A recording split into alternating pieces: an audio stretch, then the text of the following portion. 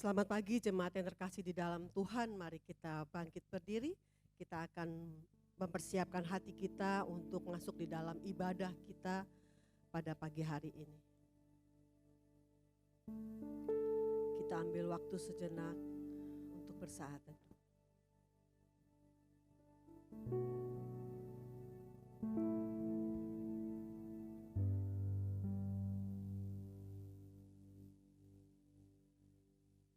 Nats pendahuluan kita diambil dari Mazmur 107 ayat 1 dan 8 yang berbunyi, bersyukurlah kepada Tuhan sebab Ia baik, bahwasanya untuk selama-lamanya kasih setianya.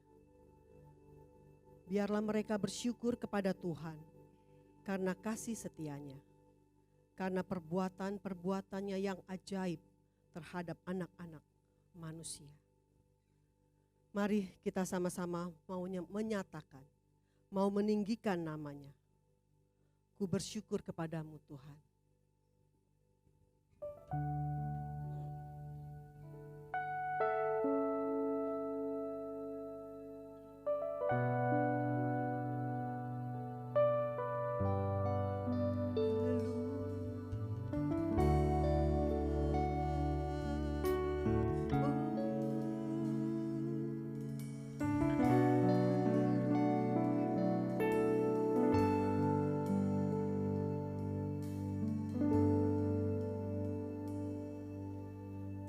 Bersyukur padamu Tuhan atas kasih-Mu,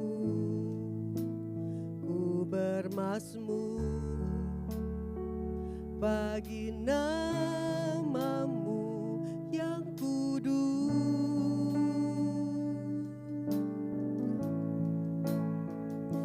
Sebab Engkau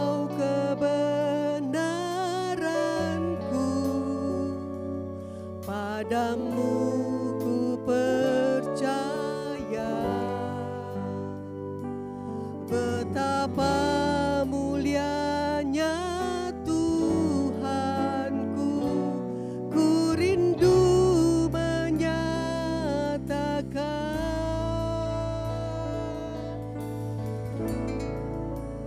tinggikan dirimu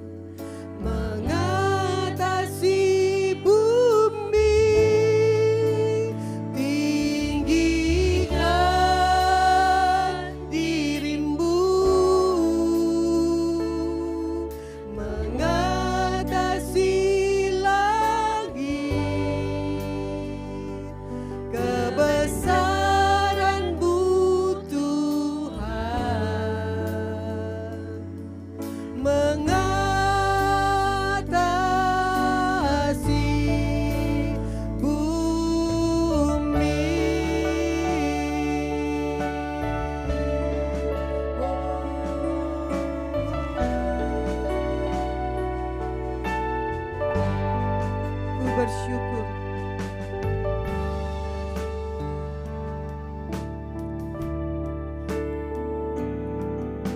Ku bersyukur padamu Tuhan atas kasih-Mu, ku bermazmur nama-Mu yang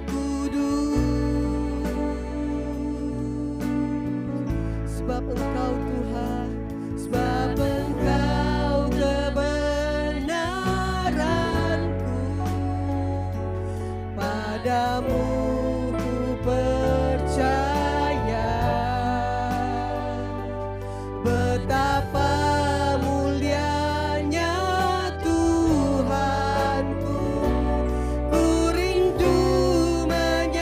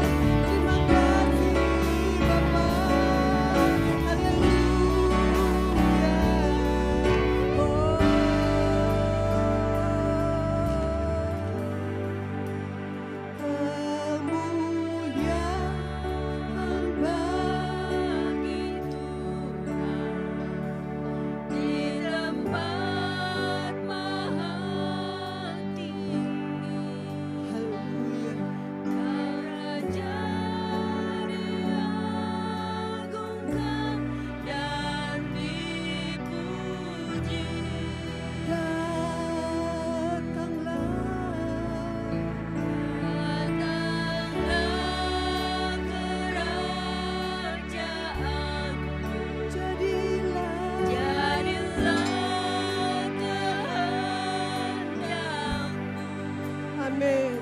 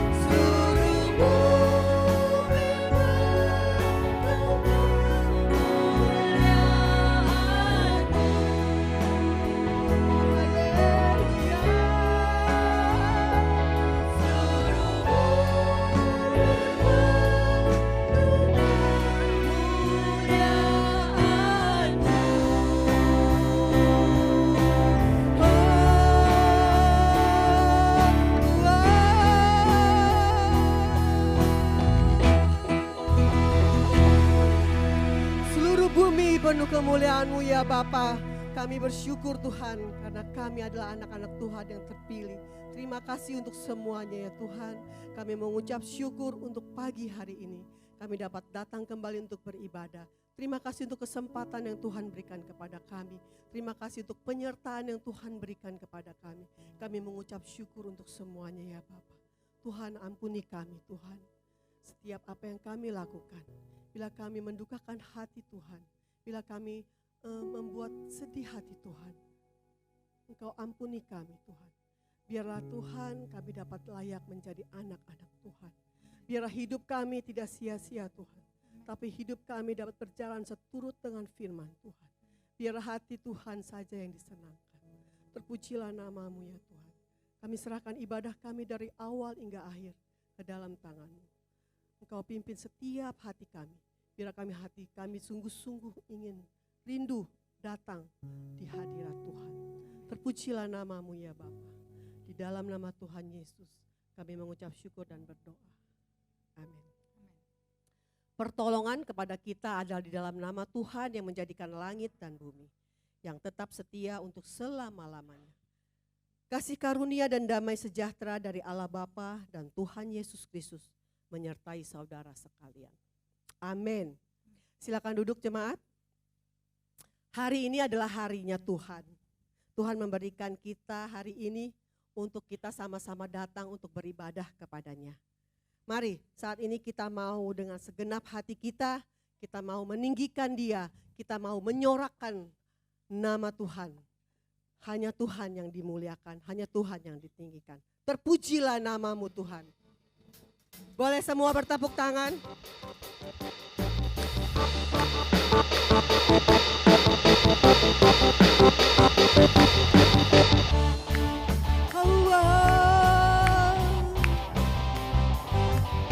Mari sama-sama kita katakan.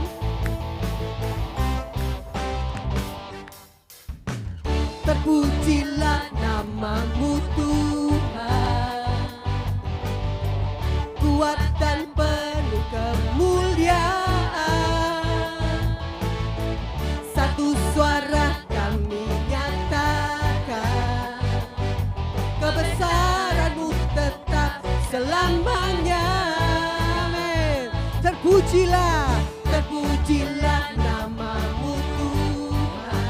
Oh, oh, oh. Ajaib dan penuh keagungan. Satu hati kami nyatakan, kerajaan-Mu kekal selamanya. Oh, oh, oh, oh, oh. Engkau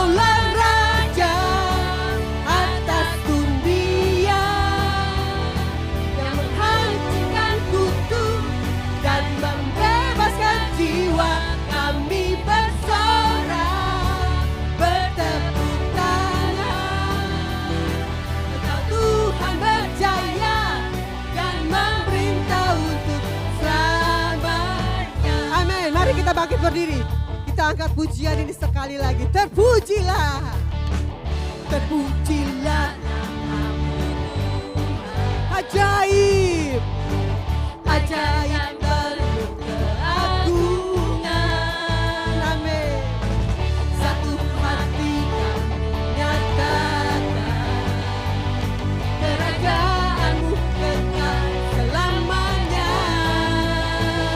Oh, oh, oh, oh, oh, oh,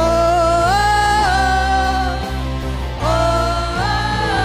Engkaulah Raja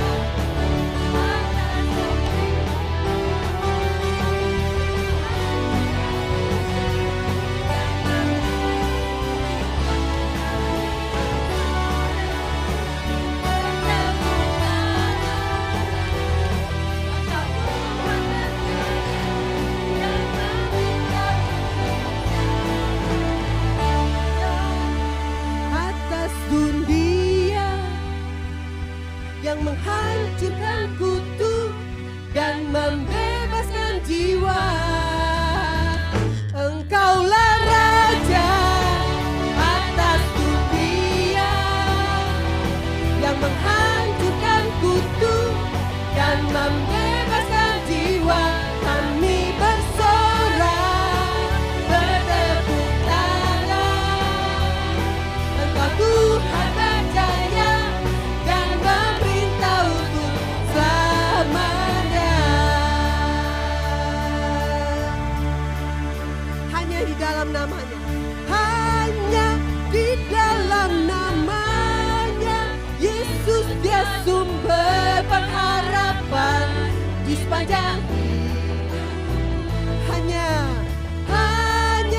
di dalam kuasa-Nya pasti tersedia kemenangan bagiku selama-lamanya.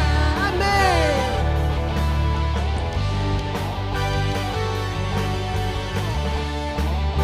Katakan sama-sama, firman terangi jalanku, perisai iman di setiap waktu, lindungiku dari segala, tak pernah ku ragu karena Dia bersamaku, setia menjaga dengan kuasa mulia. Hanya di dalam namanya, Yesus dia sumber pengharapan di sepanjang. Hanya di dalam kuasa-Nya pasti tersedia kemenangan bagiku selama-lamanya. Amin. Oh, kebenaran yang bebas. Amin. Selalu berikanku kekuatan hadapi segala tantangan, tak pernah ku ragu karena Dia bersamaku, setia menjaga dengan kuasa mulia. Hanya di dalam namanya, Yesus dia sumber pengharapan di sepanjang. Hanya di dalam kuasa-Nya pasti tersedia kemenangan bagiku selama-lamanya. Amin.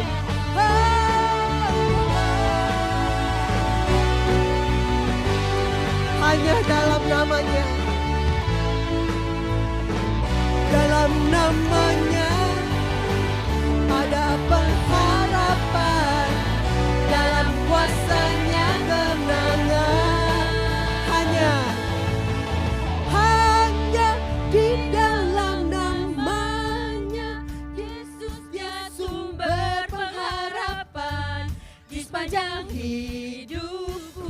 katakan. Hanya di dalam kuasa-Nya pasti tersedia kemenangan. Amin. Bagiku selama-lamanya. Hanya di dalam namanya Yesus ya sumber Pengharapan. Amin. Oh, oh. Hanya di dalam kuasa-Nya pasti tersedia kemenangan bagiku selama-lamanya. Oh, oh.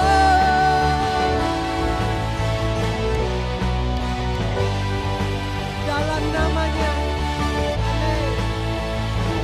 Dalam namanya ada pengharapan, dalam kuasa-Nya kemenangan. sekali lagi. Dalam namanya ada pengharapan, dalam kuasa-Nya kemenangan. Haleluya, haleluya. Dalam namanya ada pengharapan, dalam kuasanya ada kemenangan. Amin. Silakan duduk jemaat. Kita akan membaca bacaan bertanggapan kita yang diambil dari Mazmur 90 ayat 1 sampai 17. Kita akan membaca secara bergantian. Ayat 1 akan saya bacakan, kemudian ayat 2 jemaat dan singer akan membacakannya. Mazmur 90 ayat 1 sampai 17. Doa Musa, abdi Allah, Tuhan, Engkaulah tempat perteduhan kami turun-temurun.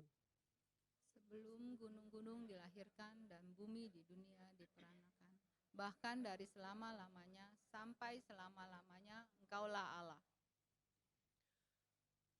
Engkau mengembalikan manusia kepada debu dan berkata, kembalilah hai anak-anak manusia. Sebab di matamu 1000 tahun sama seperti hari kemarin, apabila berlalu atau seperti suatu giliran jaga di waktu malam. Engkau menghanyutkan manusia, mereka seperti mimpi, seperti rumput yang bertumbuh. Di waktu pagi berkembang dan bertumbuh, di waktu petang lisut dan layu. Sungguh kami habis lenyap karena murka-Mu, dan karena kehangatan amarah-Mu kami terkejut. Engkau menaruh kesalahan kami di hadapan-Mu, dan dosa kami yang tersembunyi dalam cahaya wajah-Mu. Sungguh segala hari kami berlalu karena gemas-Mu. Kami menghabiskan tahun-tahun kami seperti keluh. Masa hidup kami 70 tahun, dan jika kami kuat 80 tahun. Dan kebanggaannya adalah kesyukuran dan penderitaan, sebab berlalunya buru-buru dan kami melayang lenyap. Siapakah yang mengenal kekuatan murka-Mu dan takut kepada gemas-Mu? Ajarlah kami menghitung hari-hari kami sedemikian, sehingga kami beroleh hati yang bijaksana. Kembalilah, ya Tuhan, berapa lama lagi? Dan sayangilah hamba-hamba-Mu. Kenyangkanlah kami di waktu pagi dengan kasih setia-Mu, supaya kami bersorak-sorai dan bersuka cita semasa hari-hari kami. Buatlah kami bersuka cita seimbang dengan hari-hari Engkau menindas kami, seimbang dengan tahun-tahun kami mengalami celaka. Biarlah kelihatan kepada hamba-hamba-Mu perbuatan-Mu dan semarak-Mu kepada anak-anak mereka. Kiranya kemurahan Tuhan Allah kami atas kami, dan teguhkanlah perbuatan tangan kami. Ya, perbuatan tangan kami, teguhkanlah itu. Demikianlah pembacaan firman Tuhan. Apa yang telah kita lakukan untuk waktu-waktu yang Tuhan berikan kepada kita? Waktu-waktu itu sangat singkat ya. Tiba-tiba anak-anak udah gede banget gitu, nggak sadar gitu ya. Atau kita udah tua loh. Ya, tiba-tiba udah yang biasanya masih kecil, udah mami gitu ya. Sekarang tahu-tahu dia udah bisa sendiri kemana, udah punya temennya gitu ya. Itu waktu itu nggak berasa. Setiap kita pasti mengalami fase-fase seperti itu. Ada waktunya fase sama-sama dengan anak yang masih kecil, ada yang sudah besaran, nanti ada masanya kita tinggal berdua aja, ya kan? Biarlah seluruh waktu hidup kita ini tidak sia-sia begitu saja. Biarlah kalau kita hidup bagi Tuhan. Biarlah hidup kita dapat memuliakan Tuhan. Karena Yesus adalah kebenaran yang selalu menyelamatkan kita.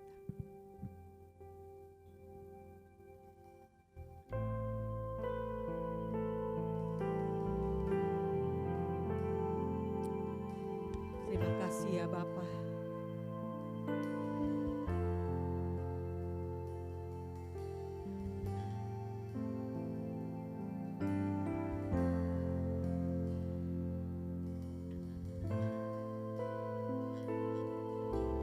Yesus, Kau kebenaran kami ya Tuhan. Yesus, Kau kebenaran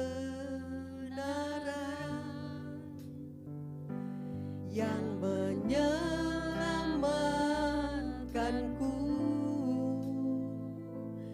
Kau memberikanku hidup dan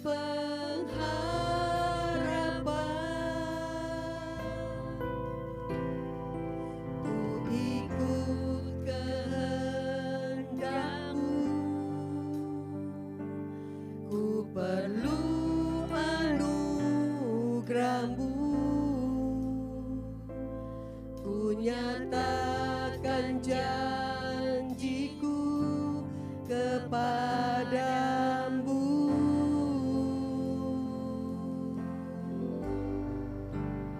Kalau ku hidup bagimu, hatiku tetap menyembahmu. Dunia tak bisa menjauhkanku dari kasih-Mu. Selama ku hidup bagimu, mataku tetap memandangmu. Dunia tak bisa menjauhkanku dari kasih-Mu.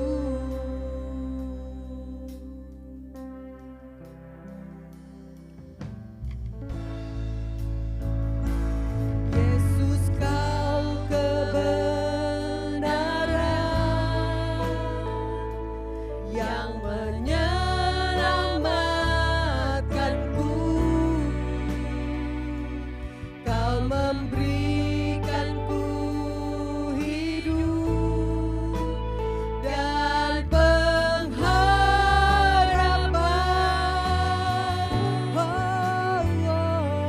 Ku ikut kehendak-Mu, ku perlu anugerah-Mu.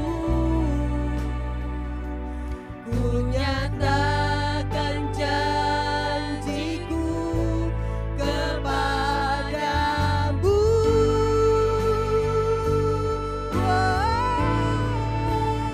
Kalau ku hidup bagimu, hatiku tetap menyembahmu. Dunia tak bisa menjauhkanku dari kasih-Mu. Selama ku hidup bagimu, mataku tetap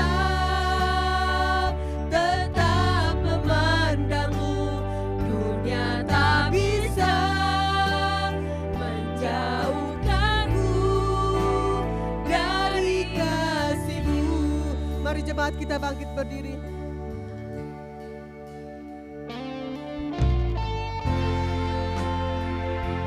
selama hidup waktu yang Tuhan berikan kepada kita. Apa yang sudah kita lakukan? Apa yang sudah kita lakukan untuk Tuhan? Apa yang sudah kita lakukan untuk keluarga kita? Apa yang sudah kita lakukan untuk orang-orang sekitar kita? Haleluya.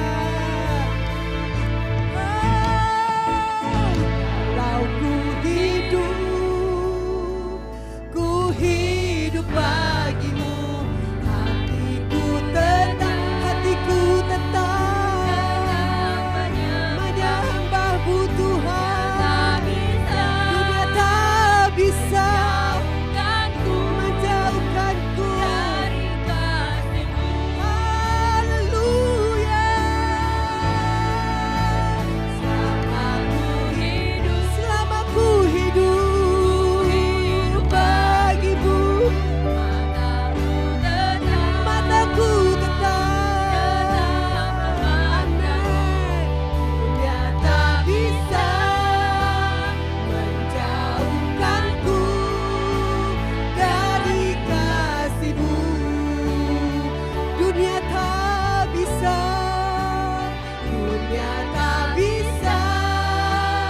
menjauhkanku. Dunia tak bisa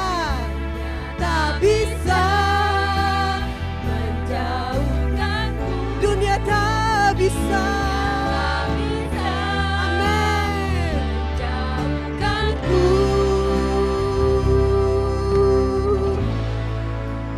dari kasih-Mu. Dunia tak bisa.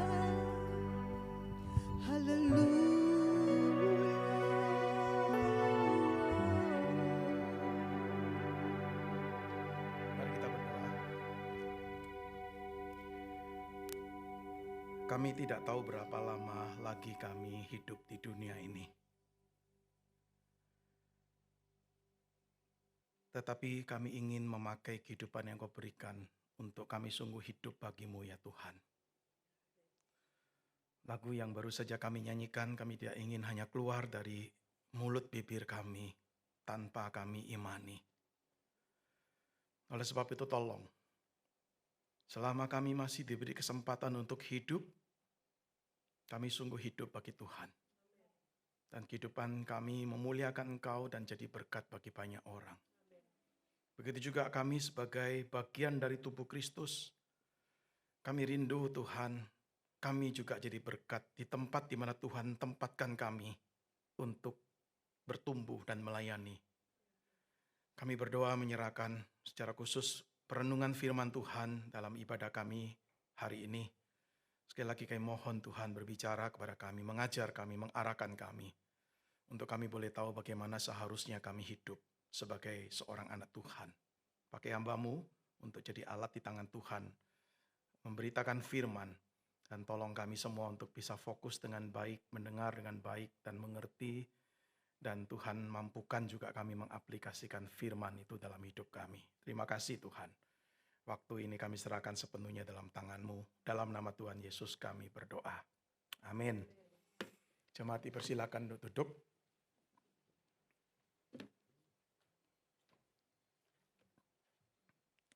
Saudara-saudara, tema yang diberikan kepada saya adalah hidup orang Kristen, dan teks Alkitab yang diberikan kepada saya itu adalah dari 1 Petrus pasal 4. Ya, 1 Petrus pasal 4 ayat yang ke-7 hingga yang ke-11.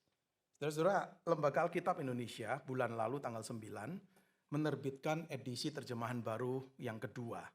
Jadi menggantikan edisi lama yang selama ini kita pakai. Ya, saudara, edisi yang selama ini kita pakai itu kita pakai dari sejak edisi tahun 1974. Jadi sudah hampir 50 tahun. Saudara, tidak pernah diubah, dan akhirnya setelah bekerja cukup lama Lembaga Alkitab Indonesia menerbitkan edisi yang baru. Dan mungkin kita sebagai orang Kristen atau gereja Tuhan ya pelan-pelan ya mungkin beralih ke terjemahan edisi yang baru ini. Oleh sebab itu saya akan bacakan perikop ini dari terjemahan baru edisi yang kedua. 1 Petrus pasal yang keempat ayat yang ke-7 hingga yang ke-11. Kesudahan segala sesuatu sudah dekat. Karena itu kuasailah dirimu dan waspadalah supaya kamu dapat berdoa. Yang terutama, kasihilah sungguh-sungguh seorang akan yang lain, sebab kasih menutupi banyak sekali dosa. Berilah tumpangan seorang akan yang lain, tanpa bersungut-sungut. Layanilah seorang akan yang lain, sesuai dengan karunia yang telah diperoleh tiap-tiap orang sebagai pengelola yang baik dari berbagai anugerah Allah. Jika ada orang yang berbicara, baiklah ia berbicara sebagai orang yang menyampaikan firman Allah. Jika ada orang yang melayani, baiklah ia melakukannya dengan kekuatan yang dianugerahkan Allah, supaya Allah dimuliakan dalam segala sesuatu melalui Yesus Kristus. Dialah yang punya kemuliaan dan kuasa sampai selama-lamanya. Amin. Saudara yang dikasihi oleh Tuhan, bulan ini tema di gereja ini berkaitan banyak dengan gereja. Saudara, kalau kita bicara tentang gereja, saudara, gereja itu bisa menjadi mundur atau lemah. Pasti ada berbagai penyebabnya. Saudara, anggota gereja bisa mungkin menyalahkan, katakanlah mungkin pengaruh budaya sekitar yang sekuler yang mempengaruhi gereja sehingga gereja mundur. Atau mungkin kita sebagai anggota gereja bisa menyalahkan pemerintah Indonesia yang agak membatasi pergerakan kekristenan. Atau mungkin kita menyalahkan tata ibadah gereja kita yang mungkin terlalu kaku, terlalu dingin, kurang menarik. Atau mungkin kita juga bisa menyalahkan rohaniwan-rohaniwan yang kita rasa kurang perhatian. Atau bahkan kita berani nilai kurang mampu. Atau kita mungkin menyalahkan pemimpin-pemimpin gereja yang hidupnya munafik. Kita mungkin juga menyalahkan gedung gerejanya nggak menarik. Tempatnya kurang nyaman untuk orang beribadah, panas, sempit, sesak. Dan saya percaya berbagai usulan penyebab kemunduran gereja atau kelemahan gereja, itu kita bisa berikan. Tetapi saudara yang dikasihi oleh Tuhan, hari ini saya ingin mengajak saudara dan saya sebagai anggota gereja, saudara anggota gereja di sini, saya anggota gereja GKY. Saudara, mari kita melihat diri kita. Kita perlu bercermin. Saudara, kenapa? Karena gereja itu menjadi mundur atau lemah, bisa juga karena anggota-anggota gerejanya telah kehilangan pemahaman berdasarkan kitab suci mengenai apa artinya menjadi anggota dari tubuh Kristus. Saudara, kita ini bergabung ke satu gereja. Cukup sering kita mengharapkan orang lain melayani kita. Orang lain memperhatikan kita. Gereja memberi makanan rohani pada kita. Saudara, kita itu perlakukan gereja seperti kita itu memperlakukan seperti kita anggota dari satu country club. Kalau saudara jadi anggota satu klub, satu country club, saudara tahu jadi anggota, bayar, dan ada manfaat-manfaat yang didapatkan. Maka kita ini bisa menganggap gereja seperti satu country club.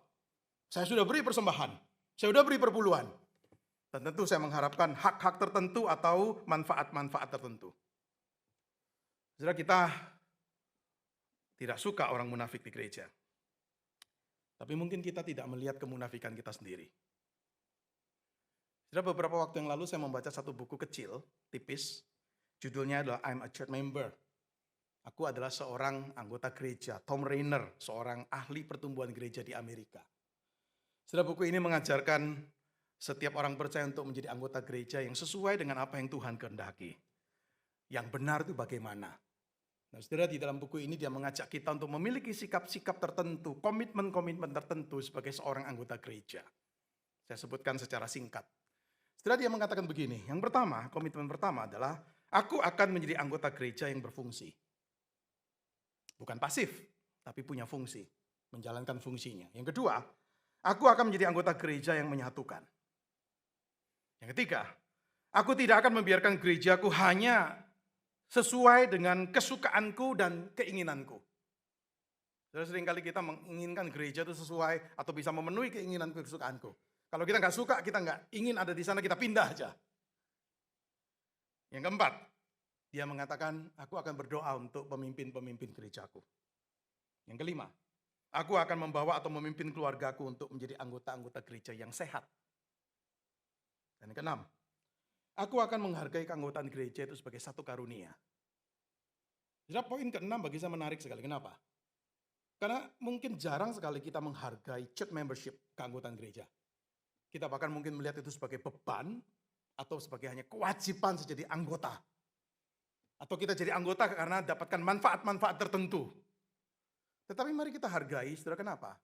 Karena Tuhan itu membentuk kita. Tuhan itu menumbuhkan iman kita. Salah satunya adalah melalui satu komunitas di mana kita itu jadi anggotanya, yaitu gereja Tuhan. Maka harga itu sebagai satu gift, sebagai satu karunia. Nah, ini buku kecil tetapi bagi saya memberikan pengajaran yang sangat baik sekali. Apa artinya menjadi anggota gereja? Sudah 1 Petrus 4, 7 sampai 11 yang tadi kita baca, itu juga banyak berbicara mengenai komunitas atau gereja.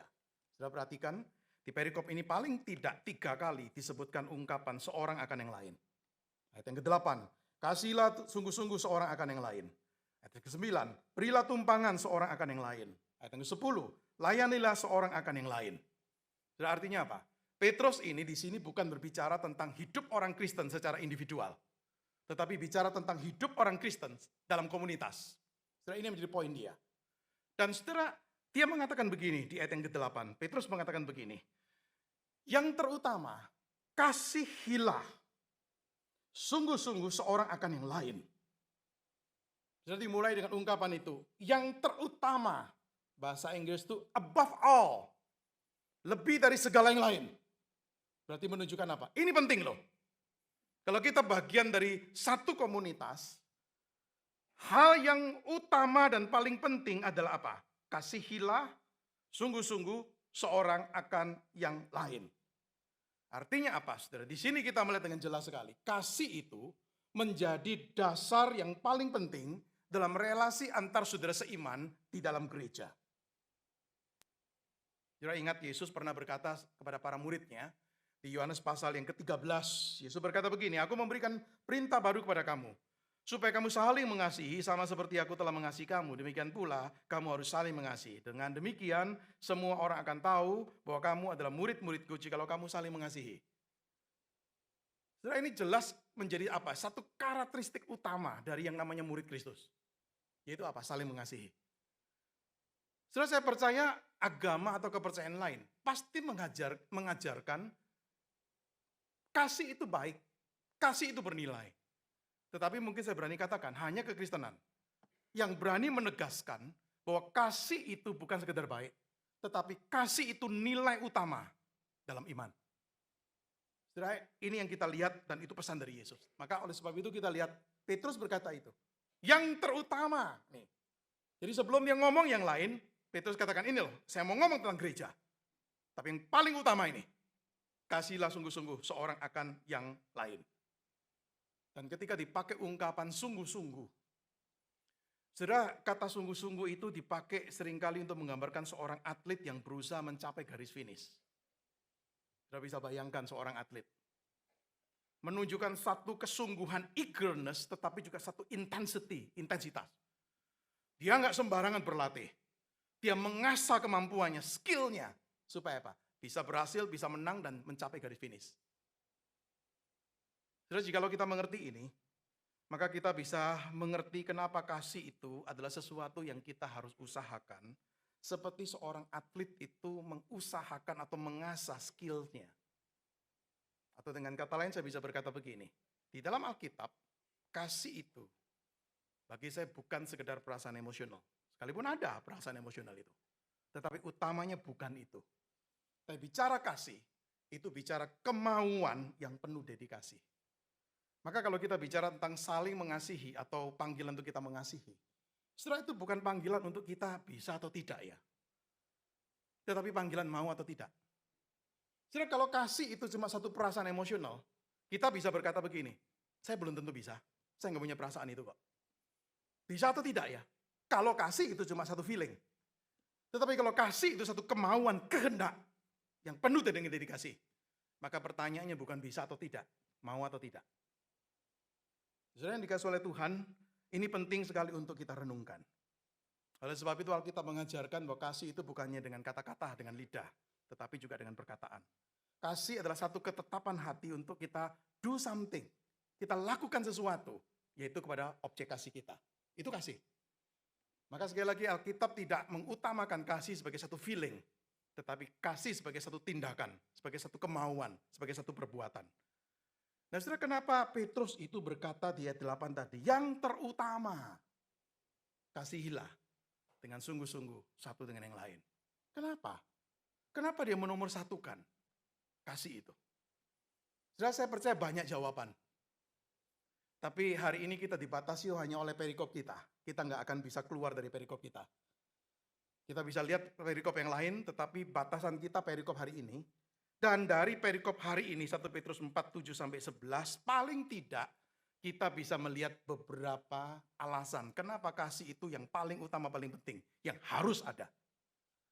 Saudara, yang pertama, kasih itu menutupi banyak sekali dosa. Ayat 8 tadi, kasihlah sungguh-sungguh seorang akan yang lain sebab kasih menutupi banyak sekali dosa. Saudara, apa artinya kasih itu menutupi banyak sekali dosa? Apakah itu berarti kita menganggap enteng dosa, menyembunyikan dosa, tutup-tutupi aja, jangan disebarluaskan? Apakah cuma itu? Apakah artinya itu adalah kalau kasih, kita tunjukkan kasih berarti saya bisa menebus dosa saya, menutupi dosa itu? Apakah itu? Saudara, bukan. Istilah kasih menutupi banyak sekali dosa. Ketika kita ini menutupi dosa, poin utamanya adalah apa? Poin utamanya adalah kita mengampuni orang yang melakukan dosa-dosa tertentu kepada kita. Saya percaya Petrus di sini mengutip dari Amsal 10 ayat 12. Yang bunyinya ini, kebencian menimbulkan pertengkaran, tetapi kasih menutupi segala pelanggaran. Kalau dibiarkan terus benci, pasti terjadi konflik, pasti terjadi pertengkaran, pasti terjadi perselisihan. Tapi Amsal mengatakan apa? Kasih menutupi segala pelanggaran. Artinya apa? Berikan pengampunan, tunjukkan pengampunan. Saudara, ketika Petrus bicara atau mengutip Amsal ini, saya percaya dia tahu, di dalam satu komunitas Kristen, pasti ada potensi terjadi konflik pertengkaran. Dan kalau dibiarkan, itu bisa memecah belah gereja. Saudara, kasih yang menutupi banyak sekali dosa. Itu kalau saya boleh definisikan, itu seperti satu forbearance. Satu kesabaran, ketahanan, pengendalian. Yang tidak membiarkan hal-hal yang salah terjadi dalam komunitas Kristen menjadi hal yang sepenuhnya merusak dan menghancurkan. Saudara, kita tahu terjadi sesuatu yang salah. Kita bisa besarkan hal itu. Kita bisa lawan orang itu. Dan pertengkaran itu makin hebat. Mungkin dimulai dari 1-2 orang, tetapi makin menyebar jadi kelompok. Dan saudara bisa bayangkan, kalau di dalam gereja itu, pertengkaran yang kecil makin lama makin besar. Apa yang terjadi? Saudara, ini lokasi menutupi banyak dosa. Punya kesabaran, ketahanan, pengendalian. Untuk tahu, ini kalau dibiarkan terus, akan merusak gereja. Maka akan cari jalan untuk supaya mencegah itu terjadi. Dan salah satu jalan tidak mungkin tidak terkait dengan yang namanya pengampunan. Saudara, kasih yang menutupi banyak sekali dosa itu berarti kita ini tidak keliling di gereja cari-cari kesalahan orang lain dan membesar-besarkannya. Kita tidak terus berkutat atau mengingat dosa-dosa seseorang di gereja di masa lalunya. Dan terus diangkat. Saya percaya kalau sikap seperti itu dimiliki oleh anggota gereja, pasti rusak gerejanya. Saudara yang dikasih oleh Tuhan, ingat Petrus tuh pernah bertanya kepada Yesus kan tentang pengampunan. Saya berapa kali aku mengampuni saudaraku yang berbuat dosa kepadaku? Dan Petrus sebenarnya bangga mengatakan, 7 kali kah? Saudara, kalau sudah bisa 7 kali itu berarti generous sekali. Luar biasa. Tapi kita tahu apa jawaban Yesus kan? Yesus berkata, bukan.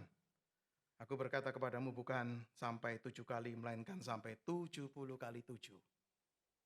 Sepertinya apa? Unlimited. Maka yang namanya kasih, love does not keep score. Kasih itu tidak terus menghitung-hitung. Tetapi kasih itu bisa memberikan pengampunan. Untuk setiap saudara atau saudari yang memerlukannya. Saudara, pengampunan itu penting bagi Petrus ketika dia bicara tentang komunitas. Kenapa? Karena komunitas ini kesatuannya kan perlu dijaga. Kalau nggak punya hati mengampuni, nggak mungkin kesatuan ini bisa dijaga. Saudara, kalau saudara dan saya jujur, dimanapun kita berada di gereja, kita pasti bertemu berhadapan atau melayani bersama dengan orang-orang yang pernah menjengkelkan kita. yang pernah mungkin melukai kita, yang pernah menyakiti kita, bahkan mungkin pernah memfitnah kita. Saudara, apa yang kita lakukan pada orang-orang seperti ini?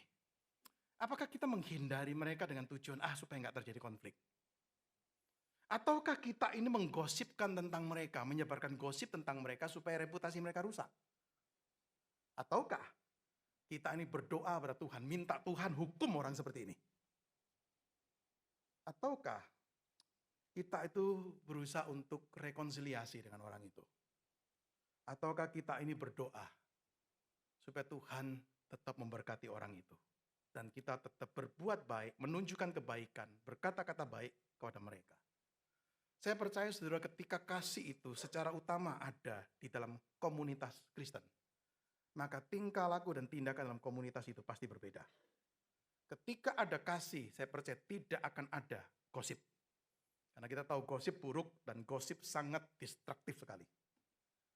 Terus saya sebagai ketua sinode, udah melihat, gak usah jauh-jauh di gereja, di bawah sinode kami sendiri. Bisa terjadi di satu gereja itu. Gosip, rumor, hoax beredar. Dan itu merusak.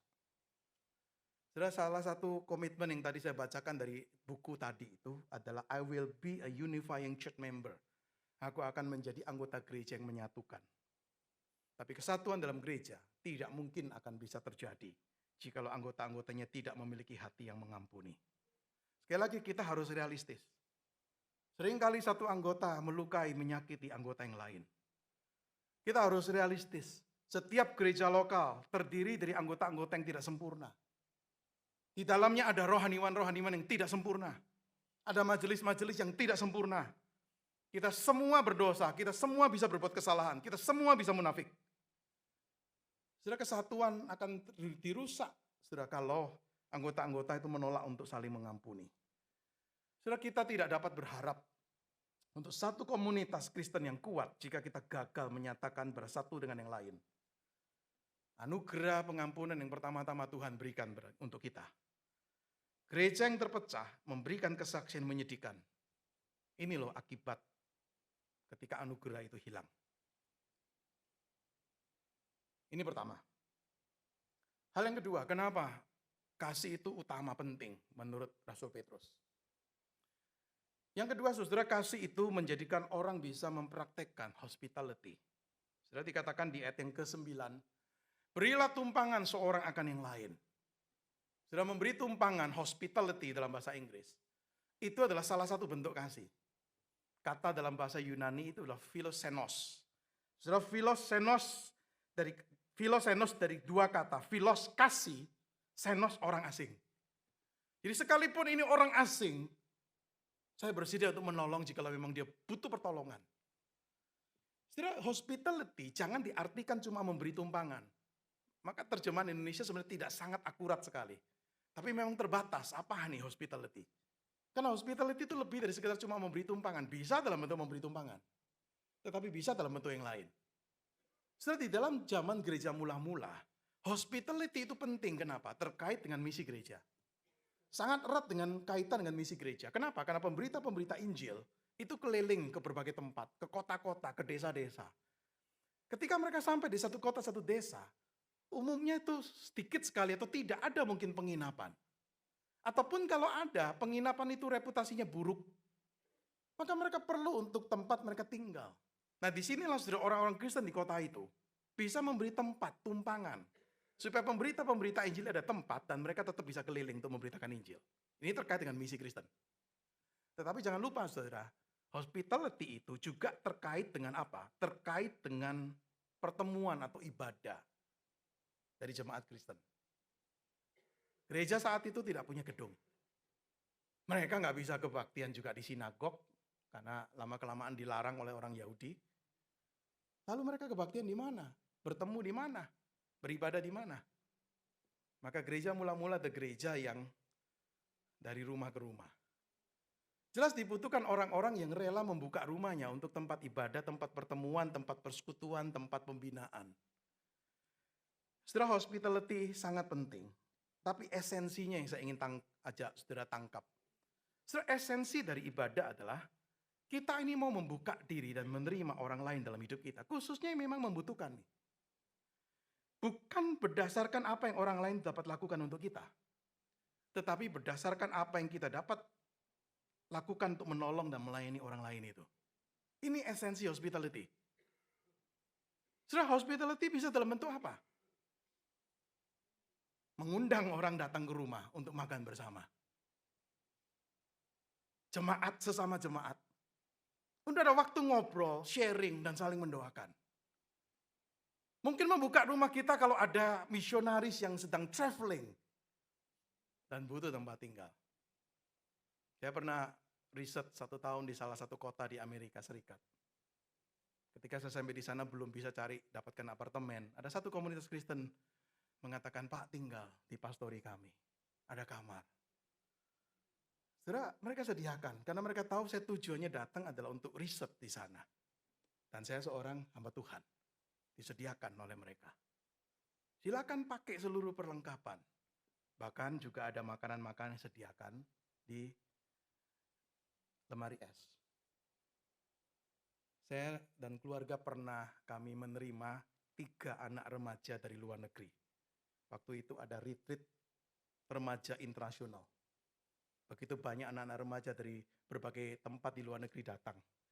Dan lembaga yang mengadakan itu meminta pertolongan kepada sebagian kami untuk boleh enggak menampung 3 atau 4 anak untuk beberapa hari setelah mereka selesai retreat. Dan kami tampung 3 orang, 1 dari Korea Selatan, 1 dari Jepang, 1 dari Vietnam. Waktu itu anak-anak saya juga masih remaja dan berkenalan dengan mereka, bergaul dengan mereka selama beberapa hari. Seperti memperlakukan mereka seperti anak kami sendiri. Ini remaja-remaja yang saya tidak tahu bagaimana hidup mereka kemudian. Tetapi ketika Tuhan kasih kesempatan, hanya dalam hitungan hari untuk memberi kesempatan untuk mereka ada di keluarga kami. Kami terima mereka, kami memberikan pelayanan pada mereka.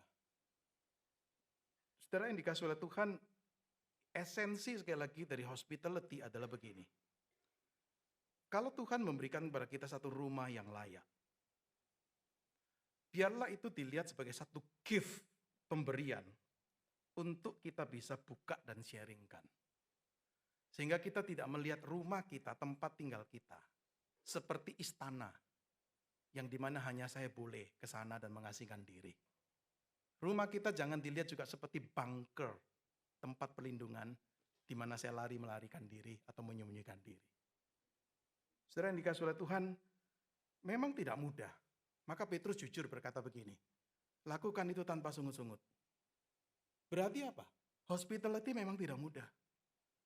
Sangat costly. Ada harga yang harus dibayar. Mempengaruhi budgetnya kita. Mempengaruhi schedule kita. Mungkin juga menyita waktu dan energi kita. Saudara, hospitality memang bukan mudah. Maka Petrus sadar itu tetapi meminta, kalau engkau rela lakukan dengan tanpa sungut-sungut. Saudara, bagi saya bukan tindakan kasih. Jika kita menjamu orang lain atau keluarga Kristen lain untuk makan di rumah kita, karena pendeta kita memintanya. Tetapi sepanjang hari kita ngomel-ngomel untuk semua persiapan yang harus kita lakukan. Menerima keluarga atau orang itu.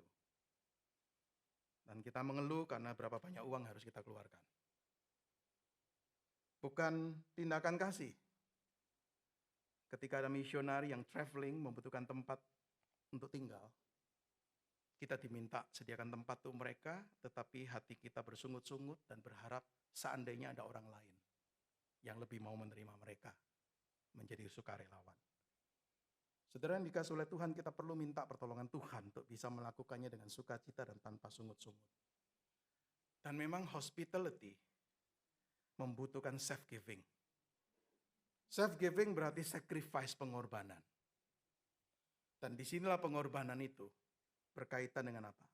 Kita bisa loving people more than possession. Kita bisa mengasihi orang lebih dari kita mengasihi harta milik kita. Ini kasih. Sekali lagi saudara, bukan masalah bisa atau tidak bisa, mau atau tidak mau.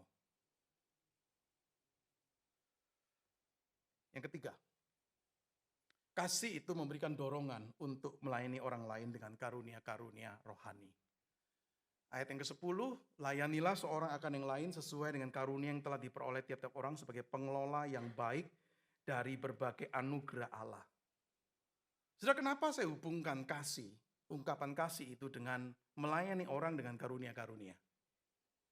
Saudara ingat, Paulus itu pernah menulis 1 Korintus 13, pasal terkenal tentang kasih.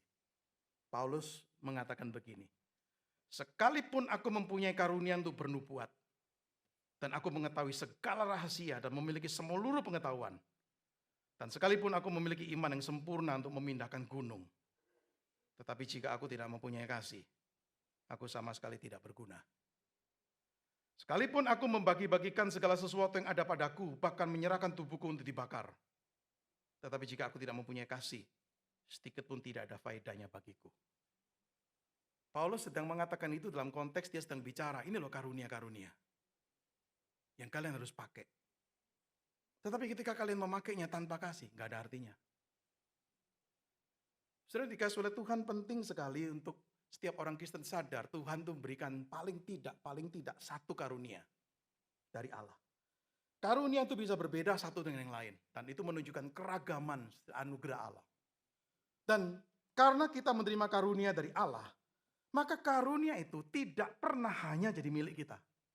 Di satu pihak memang seperti milikku. Ya kan, ini karunia aku kok. Ini talentaku kok. Ini kemampuanku kok. Betul. Tetapi di pihak yang lain, kita tidak bisa mengatakan itu milik kita. Saudara, karunia itu bukan seperti piala, trofi yang kemudian kita banggakan. Ini loh aku, hebatnya aku. Tidak. Tidak ada tempat untuk kesombongan. Dan tidak seharusnya memandang karunia-karunia itu seperti hanya, oh saya dapat rezeki nomplok nih. Kalau Tuhan berikan banyak, itu anugerahnya. Tapi kalaupun Tuhan berikan tidak banyak, tetap kita yakin ini anugerah Tuhan. Kenapa? Karena memang berbeda-beda. Nah, saudara, karunia diberikan perlu dikelolakan. Maka di dalam perikop tadi Petrus berkata begini, layanilah seorang akan lain sesuai karunia yang telah diperoleh tiap orang sebagai pengelola yang baik dari berbagai karunia Allah. Setiap orang percaya dipanggil menjadi steward, menjadi pengelola anugerah Allah. Seorang steward, seorang pengelola zaman itu adalah seorang pelayan yang dipakai oleh seorang tuan untuk mengurusi semua urusan keluarganya. Diberikan wewenang, diberikan otoritas, diserahkan oleh pelayan ini. Tetapi pelayan ini harus ingat, semua yang aku serahkan bukan milikmu. Itu seperti Yusuf di Perjanjian Lama di rumahnya Potifar. Potifar menyerahkan semuanya, urus nih. Itu steward. Tetapi seorang steward sadar, itu bukan milikku. Itu cuma diberikan untuk aku kelola. Maka penggunaan kata pengelola atau steward ini jelas sekali menunjukkan bahwa kita ini diberikan karunia oleh sang pemilik rumah, Allah sendiri. Dan kita diberikan itu dengan satu tujuan untuk mengelola rumahnya. Saya percaya Allah memberikan karunia-karunia saudara untuk kita, bukan untuk keuntungan pribadi kita. Tetapi untuk kita pakai untuk rumahnya, gerejanya, untuk bisa melayani satu dengan yang lain. Sama seperti seorang steward pengelola, itu berjuang untuk memberikan yang terbaik bagi rumah tangga tuannya. Maka seorang steward yang baik, seorang yang akan berusaha untuk memberikan yang terbaik untuk keluarga Tuhan, rumah Tuhan. Muncul dari mana, saudara? Muncul dari kasih. Setiap anggota gereja harusnya menjadi anggota gereja yang berfungsi dengan karunia-karunia yang diterimanya. Tidak ada orang Kristen yang tidak dapat berkontribusi untuk tubuh Kristus atau yang tidak dibutuhkan oleh tubuh Kristus. Setiap orang bisa memainkan bagiannya. Tetapi ingat perkataan Paulus, engkau punya karunia yang spektakuler, enggak punya kasih, enggak ada gunanya. Maka oleh sebab itu saya mengerti kenapa Petrus mengatakan yang terutama ini loh. Karena itu menjadi dasar. Saudara, Petrus membagi karunia itu hanya dengan kategori besar. Pertama itu karunia yang berkaitan dengan speaking, berbicara. Jika ada orang berbicara, baiklah berbicara sebagai orang yang menyampaikan firman. Apakah ini seorang pendeta, seorang pengkhotbah, seorang guru Injil, seorang rohaniwan, atau seorang pemimpin kelompok sel. atau guru sekolah minggu, atau siapapun yang Tuhan berikan karunia untuk bisa mengajar firman. Diminta tanggung jawabnya apa? Dia betul-betul ngajarin firman. Jangan ngajarin ajaran pribadi, atau pendapat pribadi, atau curhatan pribadi, ataupun apapun. Tapi biar firman yang membangun orang. Dan yang kedua adalah serving. Jika ada orang melayani, baik melakukan dengan kekuatan yang dianugerahkan Allah kepadanya. Kekuatan itu bukan dari kita. Pelayanan bisa berat, betul. Tetapi kita bisa melakukannya karena apa? Ada kekuatan dari Tuhan yang menyertai. Saudara, ketika Petrus menyampaikan atau mengkategorikan jadi dua ini, dia tidak mengatakan satu lebih tinggi dari yang lain, tidak. Karunia-karunia melayani itu tidak lebih rendah daripada karunia-karunia speaking. Keduanya diperlukan. Tidak ada karunia yang tidak signifikan. Saudara, kenapa? Karena memang tidak ada orang Kristen yang tidak signifikan.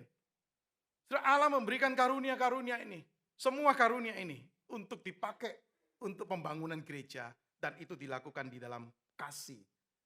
Dan pada akhirnya, kalau itu dilakukan dengan benar, nama Tuhan dipermuliakan. Tujuan akhir dari semua penggunaan karunia itu, dikatakan di ayat yang ke-11 jelas sekali. Yaitu supaya Allah dimuliakan dalam segala sesuatu melalui Yesus Kristus. Karena dialah yang punya kemuliaan dan kuasa sampai selama-lamanya. Saudara, kalau bicara tentang aspek-aspek kasih, berdasarkan 1 Petrus 4 ini, 3 poin ini aja.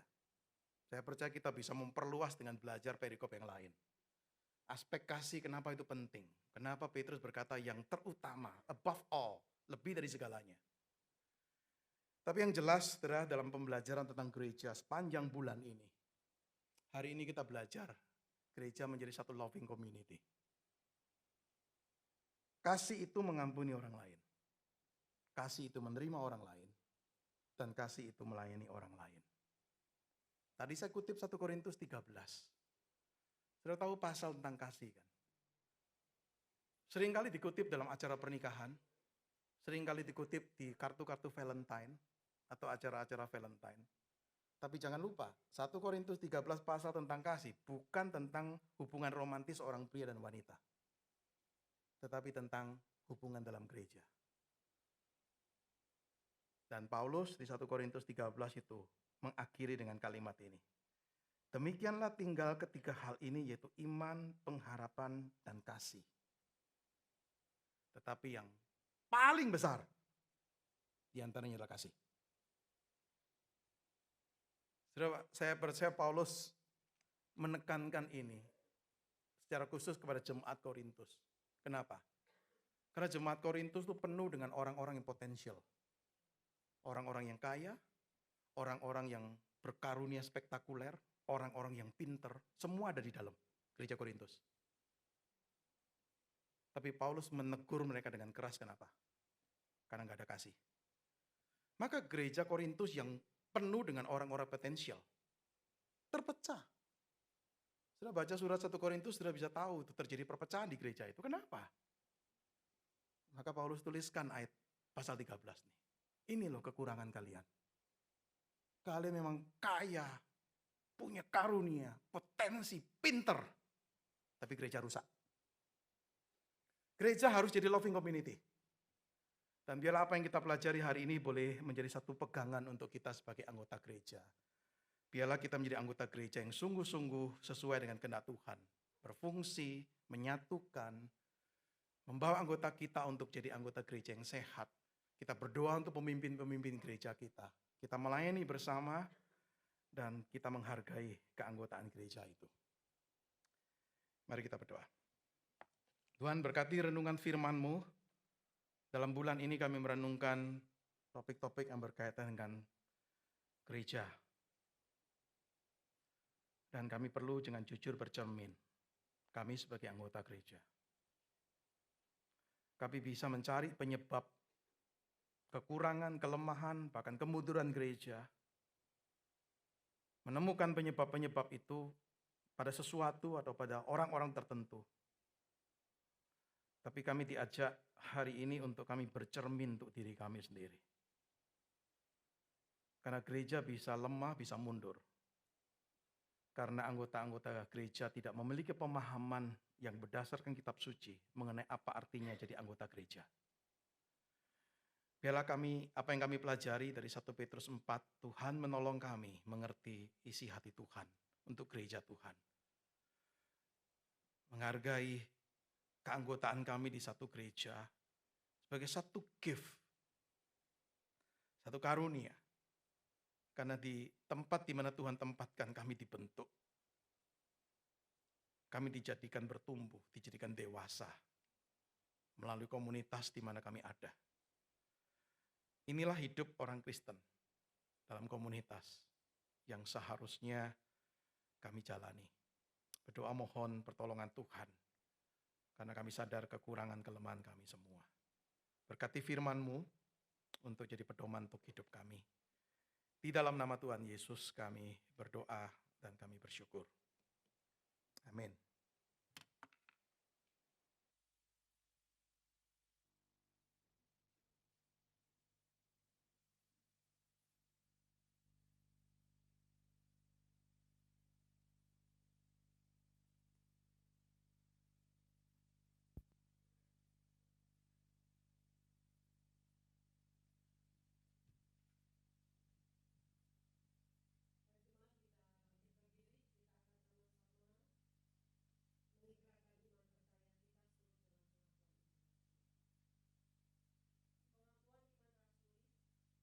Percaya kepada Allah, Bapa yang Maha Kuasa, Khalik langit dan bumi, dan kepada Yesus Kristus, anak yang tunggal Tuhan kita, yang dikandung daripada Roh Kudus, lahir dari anak darah Maria.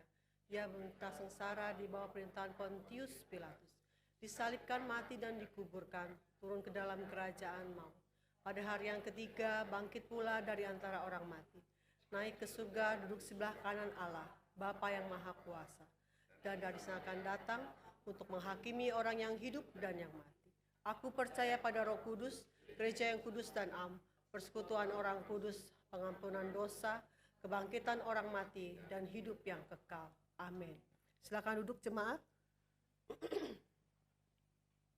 Saat ini kita akan menjalankan persembahan.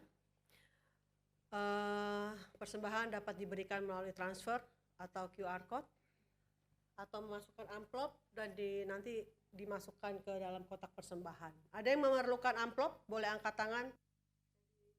Petugas dapat memberikannya. Ada? Kalau ada, angkat tangannya, nanti diberikan amplop oleh petugas di belakang. Kita angkat pujian, hidup ini adalah kesempatan untuk mengiringi persembahan kita pada pagi hari ini.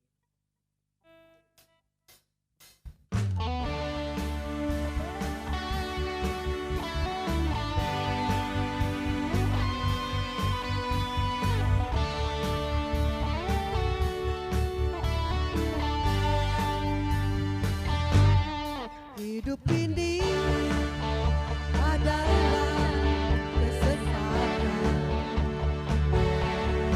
Hidup ini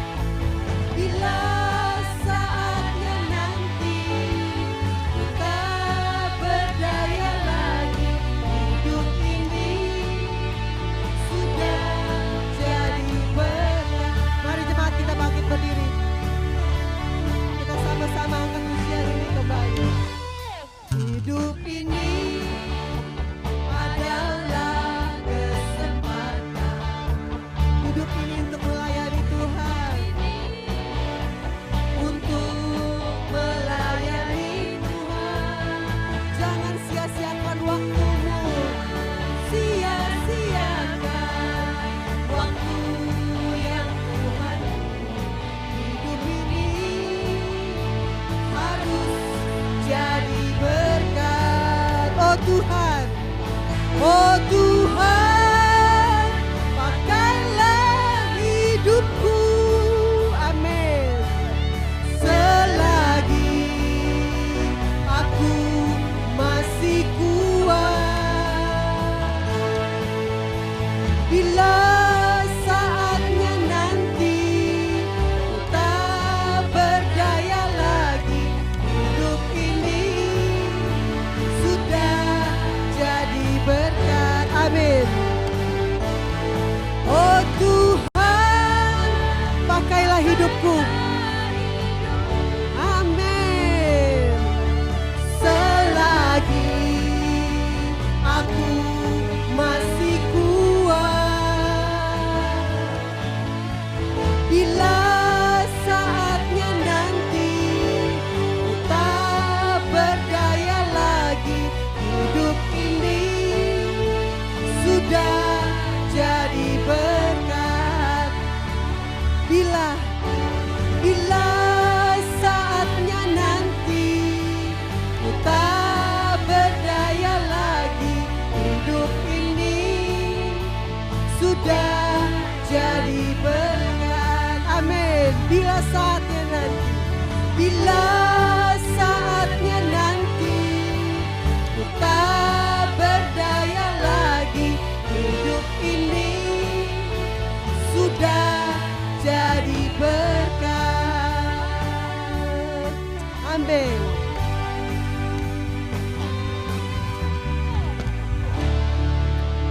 Amin. Bila saatnya nanti kita sudah tidak berdaya lagi, biarlah hidup kita dapat menjadi berkat. Kita berdoa ya. Terima kasih ya Bapa untuk pagi hari ini. Kami diberikan kesempatan membawa persembahan kami kepada Tuhan. Biar apa yang kami bawa ini Tuhan dapat dipakai untuk pekerjaan Tuhan di dalam maupun di luar sana. Terima kasih ya Bapa untuk persembahan ini, untuk segala berkat yang Tuhan titipkan juga kepada kami. Terpujilah nama-Mu ya Tuhan. Di dalam nama Tuhan Yesus kami ucap syukur dan berdoa. Amin. Silakan duduk. Kita akan mendengarkan warta gereja.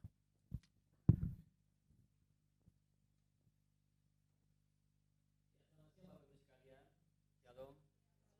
Ya, kami segenap hamba Tuhan dan majelis jemaat sekali lagi menyambut dan mengucapkan selamat datang bagi Bapak Ibu sekalian, baik jemaat maupun simpatisan GKI Pinasia. Dan biarlah kita boleh terus datang dalam ibadah dengan penuh sukacita. Ya, kita akan mendengarkan untuk beberapa berita kegiatan gerejawi. Bapak Ibu sekalian, kita akan bersama-sama melihat terlebih dahulu untuk poin diakan terpilih, Bapak Ibu sekalian ya.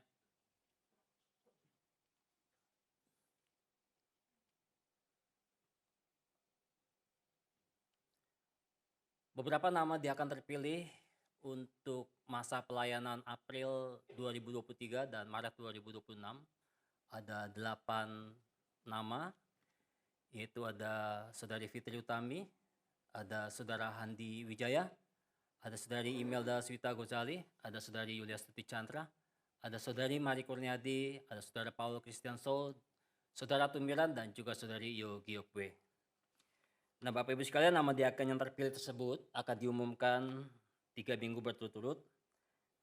Dan bila ada keberatan dari jemaat atas nama-nama tersebut di atas, dapat mengajukan surat keberatan yang sah disertai nama jelas pribadi dengan mencantumkan alasan yang berdasarkan Alkitab dan sesuai dengan tata gereja, tata tertib GKI SW Jabar, dan talak klasis periangan paling lambat minggu ini tanggal 19 Maret sebelum pukul 12 siang.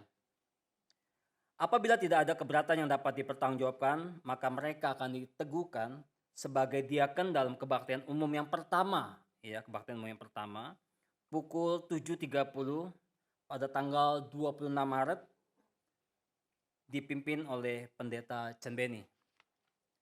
Kemudian untuk penatua yang masih menjabat yaitu Penatua Ong Suryadi Mulyo. Kemudian diaken yang masih menjabat ada 14 nama, Bapak Ibu sekalian bisa melihat di tayangan.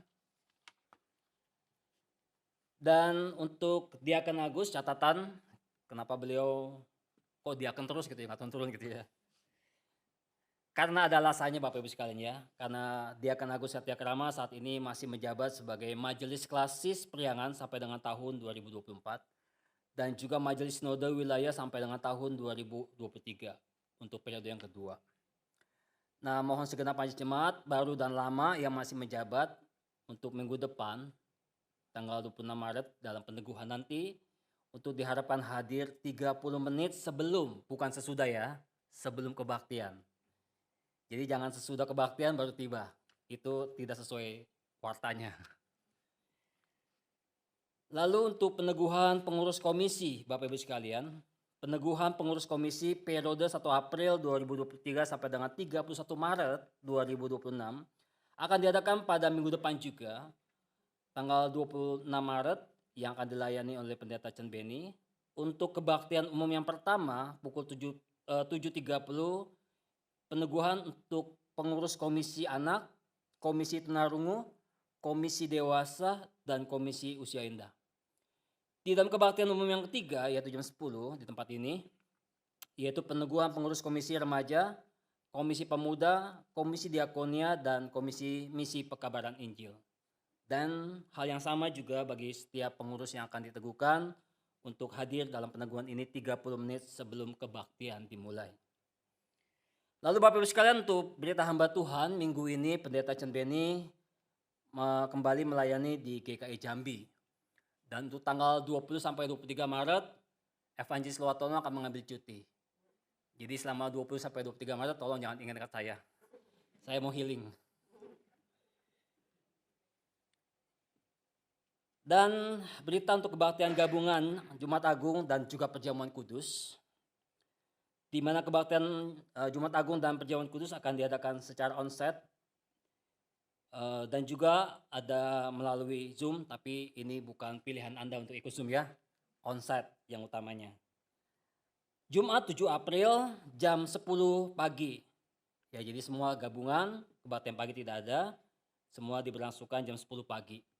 Dengan tema kerelaan menderita bagi misi Allah, dan pembicaranya adalah Pendeta Marujahan Sintong Sijabat. Untuk teman-teman yang bertugas dapat melihat warta yang sudah diberikan. Kemudian Bapak Ibu sekalian, kita akan melihat sebuah cuplikan video dari Badan Pekerja Majelis Sinode Wilayah Gereja Kristen Indonesia Sinode Wilayah Jawa Barat, di mana saat ini BPMSW GKI Sinode Wilayah Jawa Barat sudah menerbitkan kartu tanda anggota atau KTA, di mana KTA ini untuk anggota jemaat GKI dalam lingkup SW Jawa Barat. Saudara-saudari dapat mendaftarkan diri dan mengisi link yang nanti diberikan. Bapak Ibu bisa melihat tayangan videonya.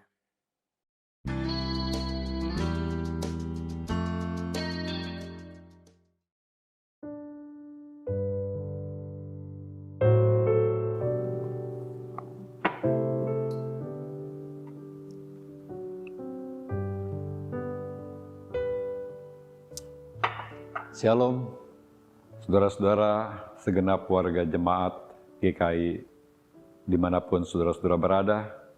Saya berharap saudara-saudara semua berada dalam keadaan sehat dan sukacita di dalam pemeliharaan Tuhan. Saudara-saudara, sebagaimana kita maklumi bersama bahwa perkembangan dunia digital begitu sangat luar biasa. Tentu ada hal-hal yang harus kita waspadai, tetapi tidak sedikit juga yang sangat baik. Tergantung bagaimana kita memanfaatkannya.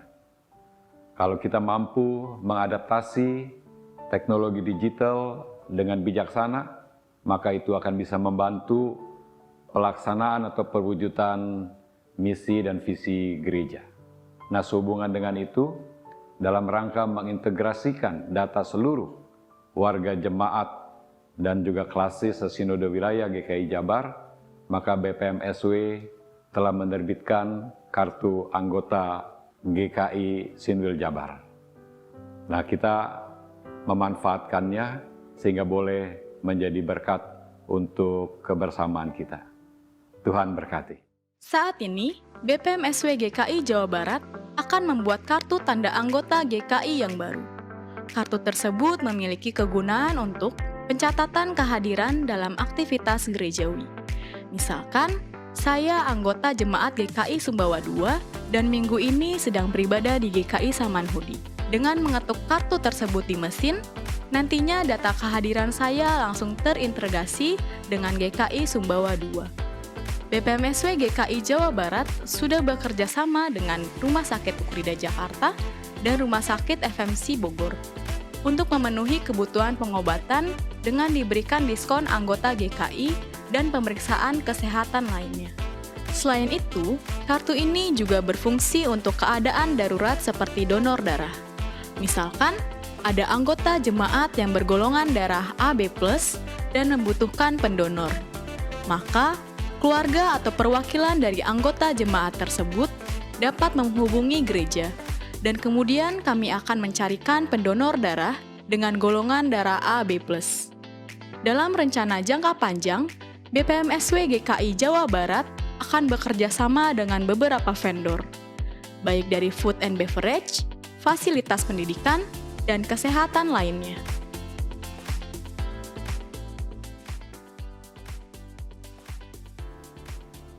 Halo. Baru balik dari Rumah Sakit Ukrida? Iya, baru balik dari rumah sakit, Bu. Kita sudah mempergunakan kartunya. Prosesnya berjalan baik dan lancar, tidak ada kesulitan menggunakan kartu ini, Bu. Oh, keren deh. Jadi beres semua ya? Iya, Bu. Sip. Kita permisi ke belakang ya, Bu. Iya, oke. Iya, yuk. Mari saudara-saudara bersama-sama kita dukung program Kartu Tanda Anggota GKI Sinwil Jabar.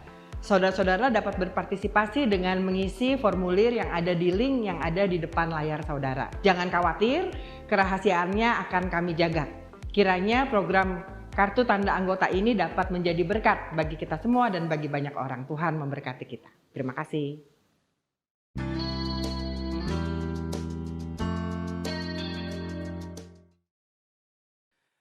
Jadi ada beberapa hal yang menarik dan ada sisi keuntungan yang bisa didapatkan juga dari kartu anggota ini. Jadi Bapak Ibu sekalian yang membuatnya bisa melakukan scan QR, mungkin juga yang ada di WhatsApp Warta yang telah diberikan kepada Bapak Ibu sekalian, atau bisa menghubungi tata usaha, dan nanti setelah mendaftar akan menerima WhatsApp dari admin perihal nomor kartu anggota Bapak Ibu sekalian, dan di situ ada biaya cetak sebesar 10.000 ya. Nah, kemudian kita juga akan menyaksikan tayangan video untuk kemarin pembukaan Digital Ministry GKI Penangsia.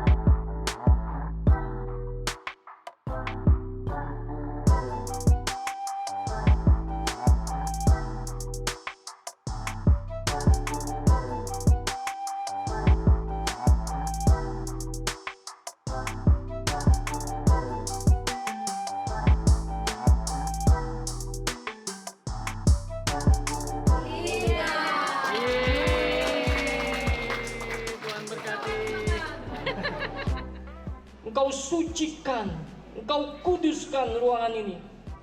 Peralatan-peralatan yang ada dan juga yang akan ada di dalamnya, biarlah Engkau pakai hanya untuk kemuliaan nama Tuhan. Dan kami juga memohon orang-orang yang terlibat di dalamnya, Engkau kuduskan, Engkau sucikan. Terlebih Engkau pakai mereka semua di dalam pelayanan, di dalam kesetiaan mereka, di dalam keberadaan beban yang Tuhan berikan. Bapak Ibu, inilah mereka yang berjerih lelah ya di dalam mempersiapkan digital ministry. Ya, mari kita beri dukung pelayanan mereka. Kita tepuk tangan lagi, lebih kuat lagi. Iya. Dari hari ini saya harapkan dalam pimpinan Tuhan, penyertaan Tuhan, semuanya lancar, baik, ya. Oke, praise the Lord. 我们这些年轻人能做事，能做一个 video， 一个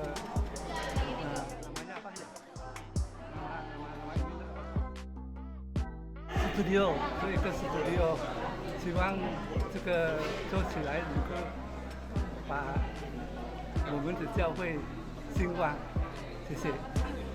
Studio bagus sekali, semoga studio itu bisa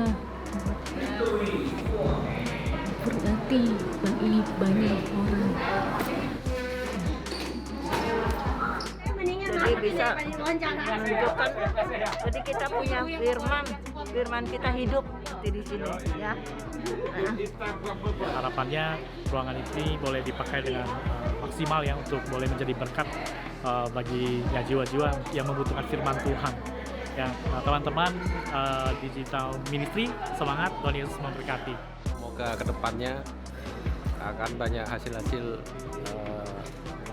digital, produksi digital yang dapat berguna bagi kemajuan gereja. Terima kasih. Selamat ya buat ruangannya yang bagus banget, biar jadi berkat di Pinang Sia ini. God bless. God bless. Hai, good job banget teman-teman di GKI Pinang Sia. Maju terus, pantang mundur, yeay.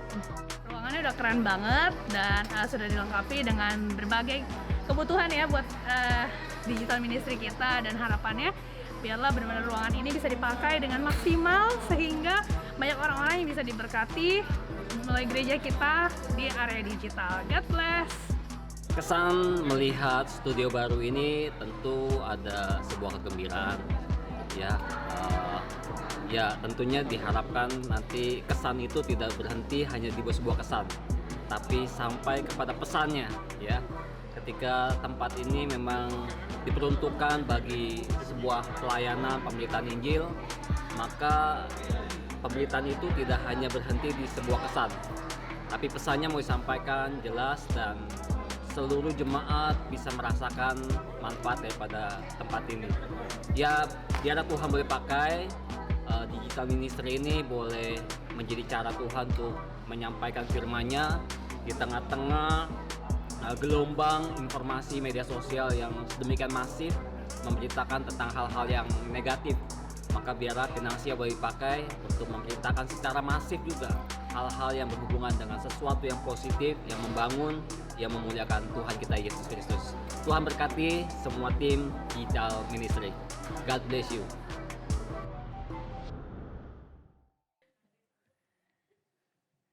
Ya Bapak Ibu sekalian, demikian dua video yang sudah kita sama-sama saksikan. Selanjutnya saya akan melanjutkan untuk bidang berita dari KMPI.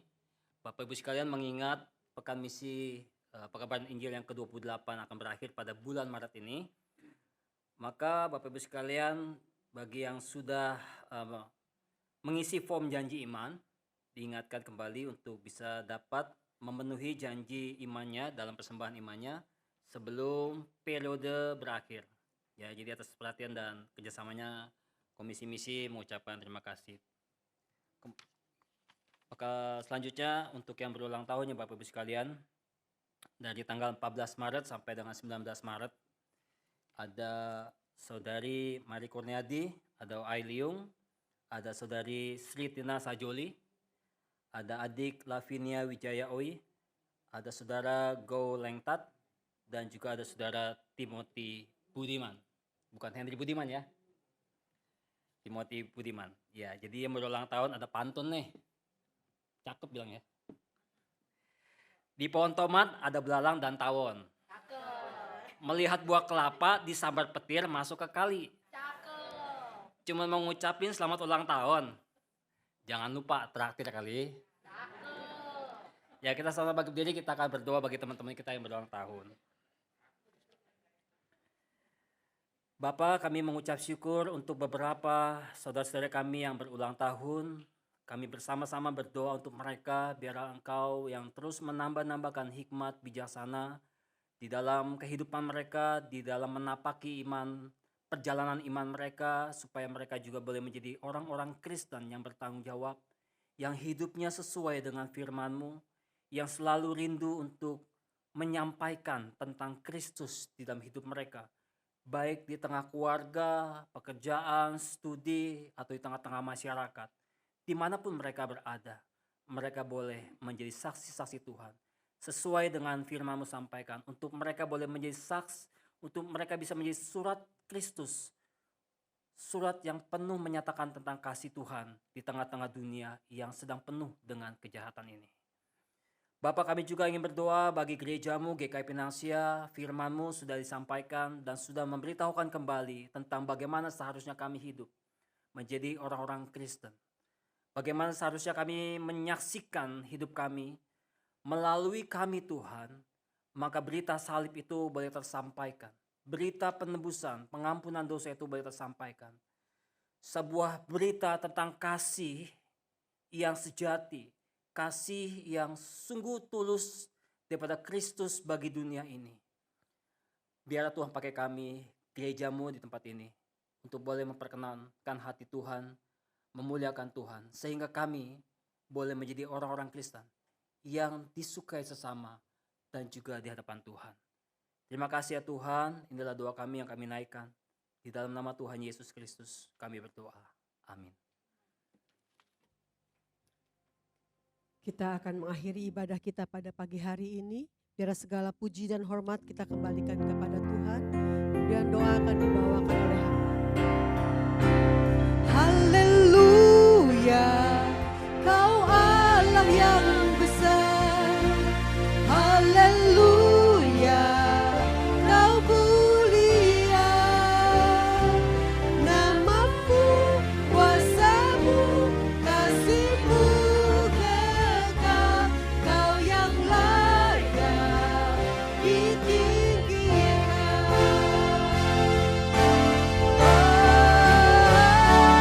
Haleluya, Kau Allah yang besar. Haleluya, Kau mulia. Namamu, kuasa-Mu, kasih-Mu kekal. Kau yang layak ditinggikan. Kau yang layak, Kau yang layak ditinggikan. Haleluya, Kau yang layak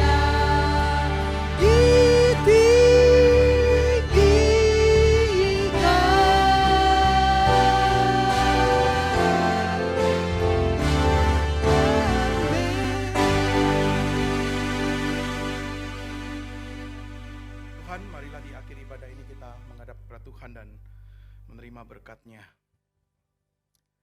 Kiranya kasih karunia yang berkelimpahan dari Allah Bapa, damai sejahtera yang melampaui segala akal yang diberikan oleh Tuhan Yesus Kristus, serta kekuatan penghiburan dari Allah Roh Kudus, menyertai saudara-saudara sekalian mulai saat ini, dan di sepanjang perjalanan mengikuti dan melayani Dia, sampai berjumpa muka dengan Dia, dan bahkan sampai selama-lamanya. Amin. Haleluya, haleluya, haleluya, haleluya, haleluya,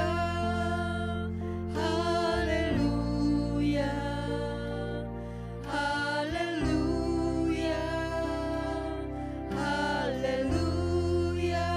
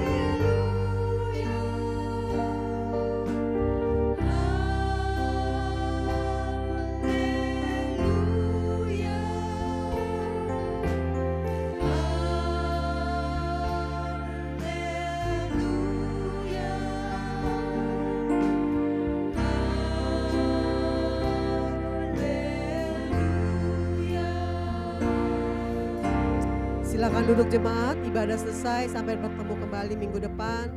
God bless you.